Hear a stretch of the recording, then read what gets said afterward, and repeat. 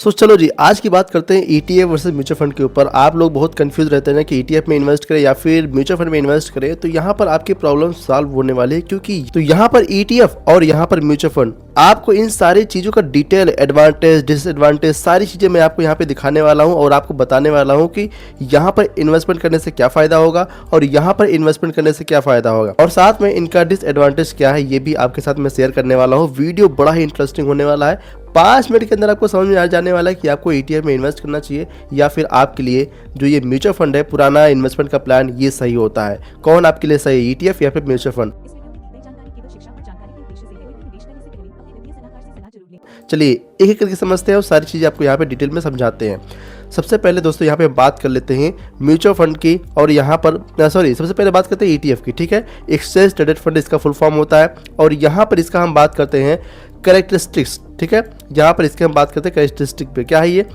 यहाँ पे आप जो इन्वेस्टमेंट करते हैं ना, ट्रेड लाइक स्टॉक एक्सचेंज, जैसे आप स्टॉक मार्केट में शेयर खरीदते हो बेचते हो, यहाँ पर आप खरीद सकते हो बेच सकते हो। साथ में price fluctuation through the day, मतलब दिन में जैसा प्राइस ऊपर नीचे होता रहता है, यहाँ पर आपको देखने को मिल जाता है। अगर प्राइस कम तो आपको कम, और यहाँ पे प्राइस ज़्यादा तो आपको यहाँ पे ज़्यादा, ये आपको देखने को मिल जाता है। ये डेली के हिसाब से होता है, हर दिन। ठीक है, साथ में typically passively managed index tracking, यानी ये जो आपको ईटीएफ मिलते हैं ना, ये पैसिवली मैनेज होते हैं, ये इंडेक्स को ट्रैक करते हैं और उसी के बिहाफ पे आपको यहाँ पे रिटर्न देते हैं। ऐसा नहीं कि यहाँ पर कोई फंड मैनेजर बैठा है और आपको आपके पैसे को मैनेज कर रहा है, ऐसा नहीं है। यहाँ पर ये इंडेक्स को फॉलो करता है।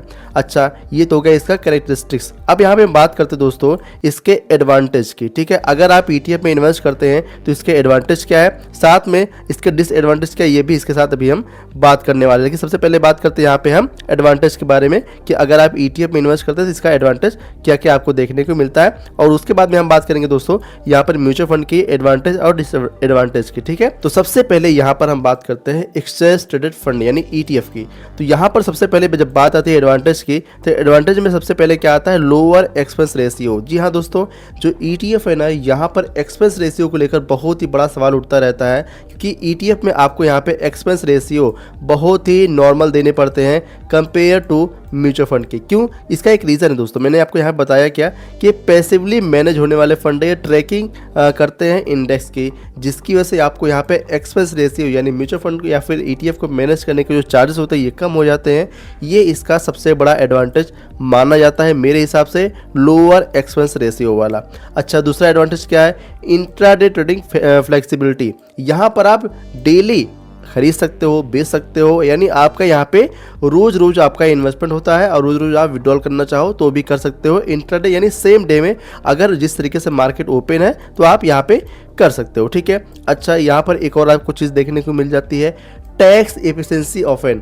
ये क्या है, कभी कभी आपको यहाँ पे लीगल तरीके से टैक्स भी कम जमा करने पड़ सकते हैं। इसके कुछ रीज़न होते हैं, अगर आप कहोगे तो आप कमेंट कर दीजिएगा, उस पर आपको वीडियो बना के हम दे देंगे कि अगर आप ईटीएफ में इन्वेस्ट करते हैं तो आपको यहाँ पे टैक्स कैसे कम देने पड़ सकते हैं। ठीक है, टैक्स एफिशिएंसी कैसे यहाँ पे आपको मिल सकती है। ठीक है, अच्छा, अब यहाँ पे बात करते हैं डिसएडवांटेज की। भाई हर एक चीज़ के एडवांटेज और डिसएडवांटेज दोनों होते हैं। यहाँ पे हम बात करने वाले डिसएडवांटेज की, क्योंकि यहाँ पे हमने एडवांटेज की बात हमने ऑलरेडी पहले ही कर लिया, साथ में यहाँ पे इसका हम कैरेक्टरिस्टिक्स देख लिए। अब बात करते हैं डिसएडवांटेज की। तो दोस्तों यहाँ पर ना ब्रोकरेज कमीशन ऑन ट्रेड, अगर आप यहाँ पे खरीदते हैं या फिर बेचते हैं तो आपको यहाँ पे ब्रोकरेज देने पड़ते हैं। देखिए यहाँ पर ब्रोकरेज दो तरीके से लगते हैं, आपके अमाउंट या फिर आपके जो कि इन्वेस्टमेंट के ऊपर। जैसे कि मान लेते हैं आपको यहाँ पे 20 रुपीज़ पर ब्रोकरेज चार्ज देने पड़ते हैं। ठीक है, 20 रुपये अगर आप खरीदते हैं बेचते हैं तो आपको यहाँ पे 20 रुपये का ब्रोकरेज चार्ज देना पड़ता है, या फिर आपका जो अमाउंट है उसके हिसाब से कुछ कमीशन लगते हैं परसेंटेज में। यानी अगर आप 20 रुपये से ज़्यादा आपका लग रहा है तो यहाँ पे 20 रुपये के अंदर आपको लगने वाला है, और आपका 20 रुपये से कम अगर ब्रोकरेज चार्ज लगने वाला है तो आपको यहाँ पे मिनिमम 20 रुपये जमा करने पड़ेंगे ब्रोकरेज में। ये आपके ऑलरेडी कट जाएंगे ब्रोकरेज चार्ज। ये मुझे इसका सबसे बड़ा डिसएडवांटेज लगता है। मतलब अगर आप यहाँ पे 100 रुपये भी इन्वेस्ट कर रहे हैं तो उस पर भी आपको यहाँ पे 20 रुपये का ब्रोकरेज चार्ज देना पड़ सकता है, और यहाँ पे अगर आप 2 लाख जमा कर रहे हैं तो भी आपको यहाँ पर 20 रुपये का ब्रोकरेज चार्ज देना पड़ सकता है। ठीक है, ये हो गया ईटीएफ का डिसएडवांटेज पहला। दूसरा यहाँ पे liquidity concern for thinly traded ETF. अब ये क्या है दोस्तों, ये बहुत ही कम आता है लेकिन आता ज़रूर है। जैसे लिक्विडिटी का इशू आ जाता है अगर आप ETF में इन्वेस्ट कर दिए, ठीक है, मान लेते हैं आपने ETF में इन्वेस्ट कर दिए और उसका जो AUM साइज है ये बहुत ही कम है। मान लेते हैं कोई AUM साइज इसका है 20,000 CR का, ठीक है, 20,000 यहाँ पे CR का इसका AUM है और यहाँ पर आपने पैसा इन्वेस्ट कर दिया, लेकिन उस समय सेलर आप कर रहे हैं लेकिन आप बायर नहीं मिल रहे हैं, तो यहाँ पर लिक्विडिटी का इशू आ जाता है और आपके पैसे निकलना थोड़ा सा टाइम लग सकता है। इसलिए ये थोड़ा सा इसका डिसएडवांटेज बन जाता है ETF का। एंड यहाँ पर दोस्तों क्या है तीसरा disadvantage, may trade at a premium discount to NAV। यहाँ पर ये भी प्रॉब्लम हमें कभी कभी फेस करनी पड़ सकती है, हमेशा नहीं लेकिन कभी कभी यहाँ पर करनी पड़ सकती है फेस। तो इसके हमने यहाँ पे डिसएडवांटेज और एडवांटेज बता दिए, साथ में इसका कैरेक्टरिस्टिक बता दिया। तो ये हो गया फाइनल ETF का, ठीक है। हमने यहाँ पे अब ETF के बारे में समझ लिया। अब हम बात करने वाले म्यूचुअल फंड की। यहाँ पे हमने एडवांटेज और डिसएडवांटेज को समझ लिया। अच्छा जी, अब हम बात करते हैं यहाँ पे म्यूचुअल फंड की। ये भी कोई दूध का धूला नहीं भाई, यहाँ पर भी कुछ फ़ायदे कुछ नुकसान है। तो इसका कैरेक्टरिस्टिक पहले हम देख लेते हैं। तो ये क्या भाई, bought and sold directly from fund company, मतलब जो फंड कंपनी है उसी के थ्रू यहाँ पर आप खरीद सकते हो, बेच सकते हो डायरेक्टली। और यहाँ पर इसका कैरेक्टरिस्टिक क्या है, priced once daily at net value यानी NAV, यानी जितनी NAV होगी उसी के हिसाब से इसका प्राइस तय होता है डेली के हिसाब से। साथ में इसका ऑफ एंड एक्टिवली मैनेज्ड, मतलब इस जो म्यूचुअल फंड होता है या ये जो आपका इन्वेस्टमेंट है यहाँ पर फंड मैनेजर आपका एक्टिवली मैनेज करता रहता है। दोस्तों म्यूचुअल फंड में कई तरीके के फंड होते हैं, कुछ होते हैं एक्टिव मैनेज होने वाले फंड, कोई होते हैं पैसिव मैनेज होने वाले फंड, ठीक है। पैसिव मतलब क्या, जो इंडेक्स फंड होते हैं उन्हें पैसिवली मैनेज फंड कहते हैं। तो यहाँ पर अधिकतर लोग जो इन्वेस्ट करते हैं ये फंड दोस्तों होते हैं एक्टिव मैनेज होने वाले फंड, ऑफेनली एक्टिवली मैनेज फंड।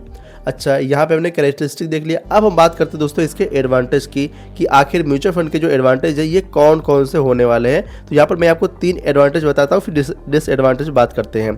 पहला एडवांटेज दोस्तों क्या है, प्रोफेशनल एक्टिव मैनेजमेंट, यानी अगर आप यहाँ पे इन्वेस्ट कर रहे हैं तो आपका जो पैसा मैनेज हो रहा है ये प्रोफेशनल मैनेज करते हैं, जिनके पास लाखों रुपए मैनेज करने का एक्सपीरियंस होता है और यहाँ पर बहुत सारा समय होता है उनके पास। किसी का 10 साल, किसी का 15 साल, किसी का 20 साल हो चुका है फंड को मैनेज करते करते इनका समय, ठीक है। ये काफ़ी उम्रदराज भी होते हैं, काफ़ी ज़्यादा इनके पास एक्सपीरियंस होता है। साथ में यहाँ पे दोस्तों क्या होता है एडवांटेज इसका, कन्वीनियंट ऑटोमेटिक इन्वेस्टमेंट, यानी अगर यहाँ पे आप इन्वेस्टमेंट कर रहे हैं, आप डिसिप्लिन नहीं रह पाते हैं, तो जो लोग डिसिप्लिन नहीं रह पाते उनके लिए भाई म्यूचुअल फंड काफ़ी बेहतर ऑप्शन हो सकता है। जो लोग मार्केट में पैसे लगाने से डरते हैं उनके लिए भी एक अच्छा ऑप्शन हो सकता है, क्योंकि यहाँ पर आपके पैसे फंड मैनेजर मैनेज कर रहे हैं और आपने एक बार SIP लगा के छोड़ दिया तो आपकी SIP रेगुलर यहाँ पे कटती रहती है। तो इसका ये एडवांटेज सबसे बड़ा माना जाता है, क्योंकि ये डिसिप्लिन है। जो लोग डिसिप्लिन नहीं इन्वेस्ट कर पाते उनके लिए बेहतर ऑप्शन हो सकता है।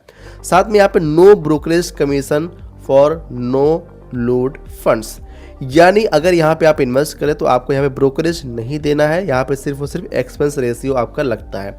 मतलब जो एक्सपेंस रेशियो, यानी अगर आपका फंड मैनेजर जो फंड में आपको दिखा दे कि भाई आपको यहाँ 0.50% का आपको यहाँ पे एक्सपेंस रेशियो देना है, तो आपको उतना ही एक्सपेंस रेशियो यहाँ पे लगने वाला है। कोई आपको एक्स्ट्रा यहाँ पर ब्रोकरेज चार्ज नहीं लगता और आप यहाँ पे अपना इन्वेस्टमेंट कर सकते हैं बिना डीमेट अकाउंट, ठीक है। आपको डीमेट अकाउंट की भी ज़रूरत नहीं पड़ेगी और आपको ETF में इन्वेस्ट करने पे आपको डीमेट अकाउंट की ज़रूरत पड़ती है। अच्छा, यहाँ पर ये हो गया। अब साथ में दोस्तों बात करते हैं इसके डिसएडवांटेज की। डिसएडवांटेज कौन कौन से हो सकते हैं ETF में इन्वेस्ट करने के। देखिए, हर किसी का एडवांटेज और डिसएडवांटेज दोनों होता है। देखिए, म्यूचुअल फंड के डिसएडवांटेज क्या है, यहाँ पर हाई एक्सपेंस रेशियो आपको लग जाता है। मतलब अगर आप ETF में इन्वेस्ट करें तो एक्सपेंस रेशियो यहाँ पर आपके ज़्यादा देने पड़ते हैं कभी कभी। साथ में यहाँ पे नो इंट्राडे ट्रेडिंग, मतलब आप अगर डेली खरीदना बेचना चाहो तो ये पॉसिबल नहीं हो सकता, 2 से 3 वर्किंग डे का यहाँ पे टाइम लग सकता है। तो सबसे बड़ा डिसएडवांटेज यहाँ पे देखने को मिल जाता है। और ETF में क्या हुआ, अगर आप ETF में इन्वेस्ट कर रहे हैं, अगर आप डेली अगर आप यहाँ पे बाई कर रहे हैं और आपका मन कीजिए तुरंत ही सेल करना है तो आप डेली यहाँ पे सेल कर सकते हैं। तो बाई सेल यहाँ पे आप ETF में तुरंत कर सकते हो। ये सबसे बड़ा एडवांटेज और इसका ये सबसे बड़ा डिसएडवांटेज हमें समझ में आता है। अच्छा, इसका दूसरा डिसएडवांटेज क्या है, नो इंट्राडे ट्रेडिंग। अगर आप यहाँ पे ट्रेडिंग करना चाहें तो इंट्राडे ट्रेडिंग आप यहाँ पे नहीं कर सकते। अच्छा, यहाँ पे potential for sale charges load, यानी एग्जिट लोड आपने देखा होगा म्यूचुअल फंड में कई बार होता है एग्जिट लोड। ठीक है। एग्जिट लोड क्या होता है, कई बार क्या होता है जैसे मान लेते हैं हमें यहाँ पे हमने इन्वेस्टमेंट अपना कर दिया और हम मान लेते हैं यहाँ पे जैसे मान लेते हैं 1 साल के भीतर अपने पैसे को निकाल रहे हैं, ठीक है। और वहाँ पे फंड में लिखा है कि भाई 1% का आपको देना पड़ेगा चार्ज अगर आप 1 साल के भीतर अपने पैसे विड्रॉल करते हो। तो भाई अगर हमने यहाँ पे 1 लाख जमा किया अपना, ठीक है, 1 लाख जमा किया है तो उसका हमें यहाँ पर 1% का एग्जिट लोड चार्ज देने पड़ सकते हैं, ठीक है। तो यहाँ पर एक इसका डिसएडवांटेज ये भी हमें देखने को मिलता है। तो सब मिला के हमने क्या देखा कि भाई इसका एडवांटेज डिसएडवांटेज क्या है म्यूचुअल फंड का, साथ में ETF का एडवांटेज और डिसएडवांटेज क्या है हमने यहाँ पे देख लिया। तो आपको समझ में आ चुका होगा कि अगर आप ETF इन्वेस्ट करते हैं या फिर म्यूचुअल फंड में इन्वेस्ट करते हैं तो कौन कौन से हमें फ़ायदे देखने को मिल सकते हैं और कौन कौन से हमें नुकसान देखने को मिल सकते हैं। आई होप आपको ये क्लियर हो पाया होगा। अगर आपके मन में कोई भी कन्फ्यूज़न हो तो कुछ भी आपको नहीं करना है, सिर्फ आपको कमेंट बॉक्स में जाना है और यहाँ पर आपको प्यारा प्यारा कमेंट दे देना है कि भाई मुझे क्या चीज़ें समझ में नहीं आई है, और अगला वीडियो आपको हम इस पर बना के दे देंगे कि आप कैसे उन चीज़ों को सही कर सकते हैं, कैसे सुधार सकते हैं, कैसे समझ सकते हैं, ठीक है। तो ETF और म्यूचुअल फंड का ये कुछ तरीका था। आपको कैसा लगा कमेंट में ज़रूर बताइएगा। पसंद आया वीडियो तो भी, ना आया हो तो भी। चलिए मिलते हैं अगली वीडियो में, तब तक के लिए जय हिंद जय भारत।